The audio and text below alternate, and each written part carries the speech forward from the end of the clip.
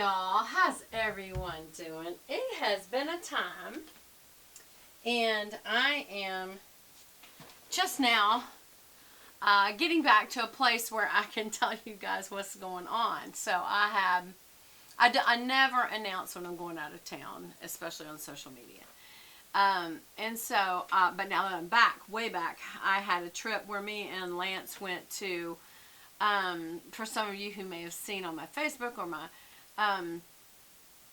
Instagram page, where we went and did a class for barbecue, because this is something Lance is delving into. And so, oh, by the way, let me show y'all these pretty little earrings. Can y'all see these? They're little shark teeth, but it's abalone. It's not real shark teeth, but it's in the shape of it, and I think they're so pretty. Anyway, so I got them. What else do I need to tell y'all? So, and then after that, my niece got married, and she lives in New York. And rather than fly, because, you know, Lance is a little immune compromised right now, we drove. And we drove state to state to state. And while that was exciting, I got to spend so much time with my husband. It was wonderful. It was a long drive,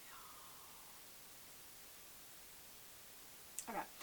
And the puppies did not fare well, because I had people keeping them that knew them, and they still didn't like it. Velvet would not go outside and do a pee-pee. Bree did, and she would like to play the ball, but Velvet just didn't. And both caregivers, it did not work.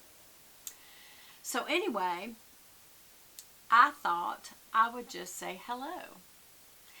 And I'm fixing to do a devotional, and you know, I can do some devotionals on this channel, can't I? I don't have to always do them on the other channel. And so I'll just go into that. Let's just do that here. Why not? The main thing I wanted y'all to get in this devotional today, because this isn't part of our series on discernment, which is what we're starting this week. You know, discerning with the gift of discernment is one thing, but to just ask the Holy Spirit for discernment to make daily decisions. I don't know.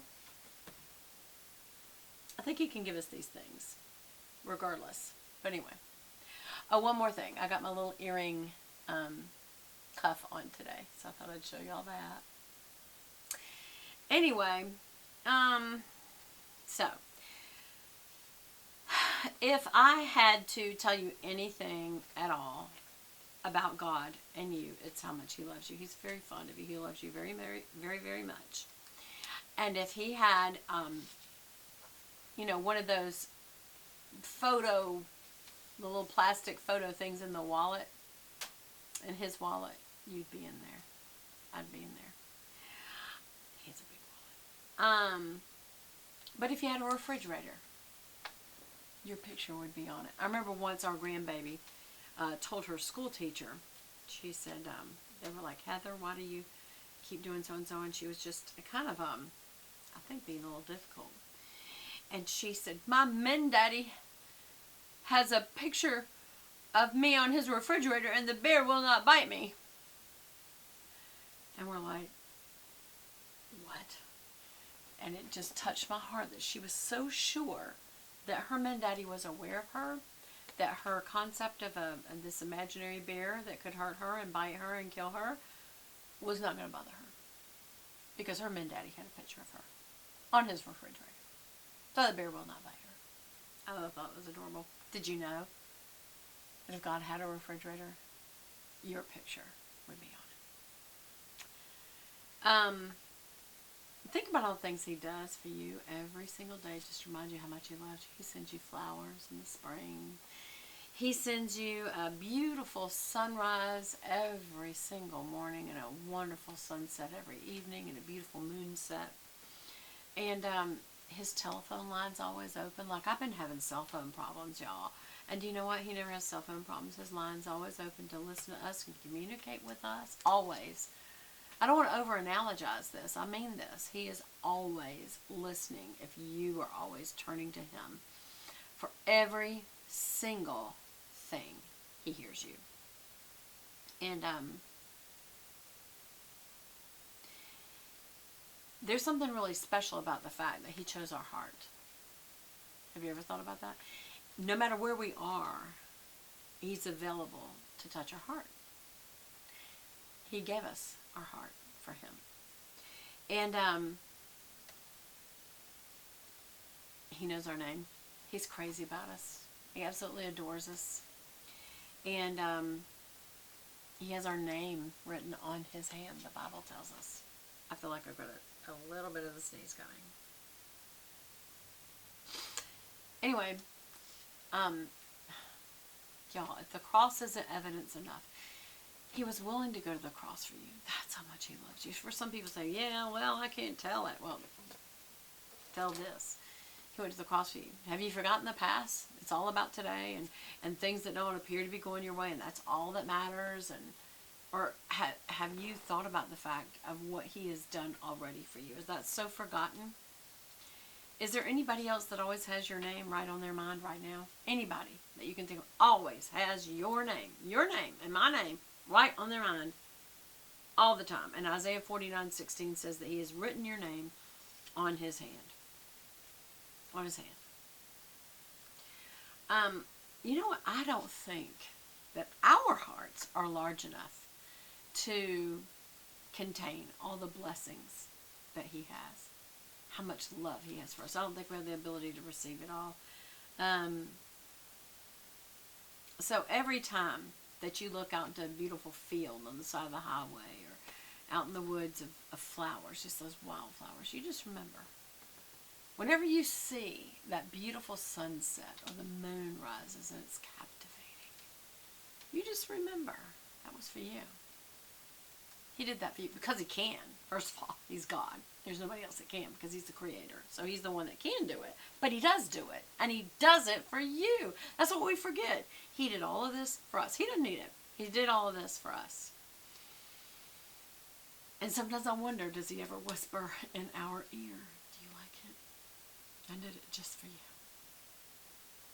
Please don't forget all the blessings that God does for us. And act like it's no big deal.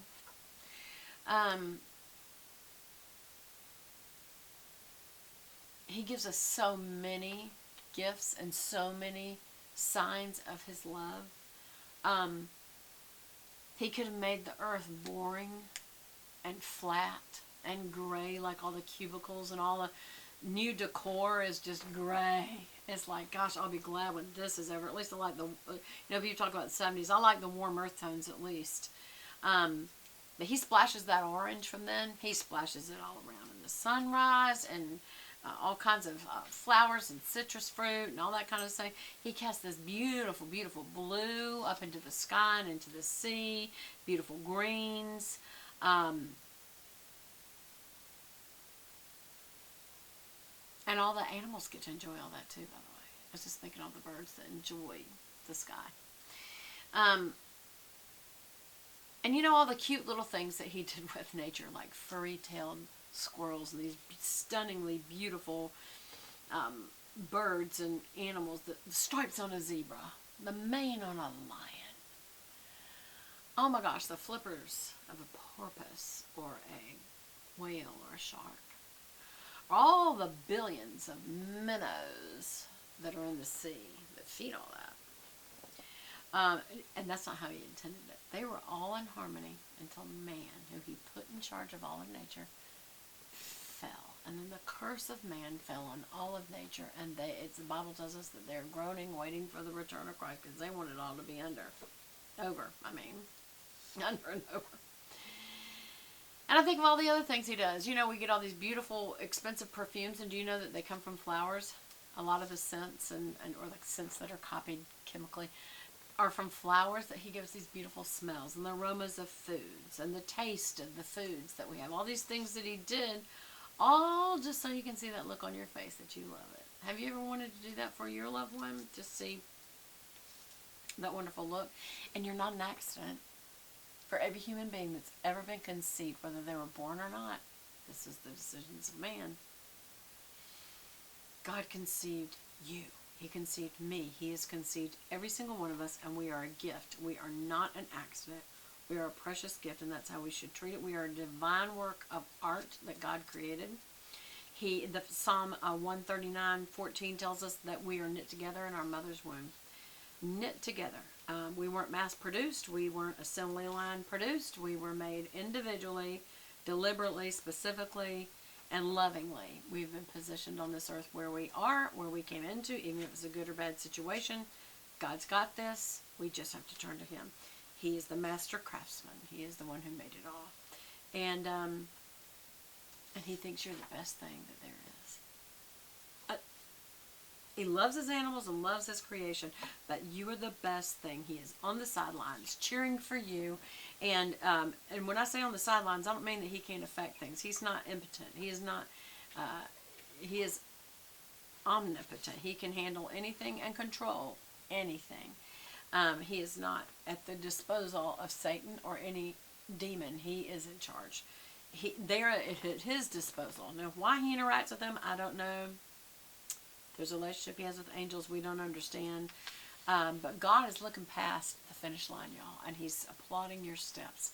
He is making you a way. He is for you. He is for you. He is for you. I love this song. I think it's called The Blessing. That He is for you. He is for you. And they sing it over and over. He is for you. He is for you. He is for you. He is for you. And people are like, God goes on and on. And it's like, yes, yes. He is for you. I hope you know that. I hope you get that. I hope that if He had a calendar, your birthday would be circled on it. If He drove a car, your name would be on the bumper sticker of His car. And maybe sometimes you think you don't want to bother God with your concerns, but you just need to remember 1 Peter 5:7 says that He cares most about you. And the cross proves that He cares most about you, that He's willing to do anything at all to bless you. And I don't know. I hope you guys get that today. I don't know why I was just on this binge of talking about God for y'all today. But I'm going to put it on my beauty channel. And then I'll also do a daily devotional. And I hope y'all go.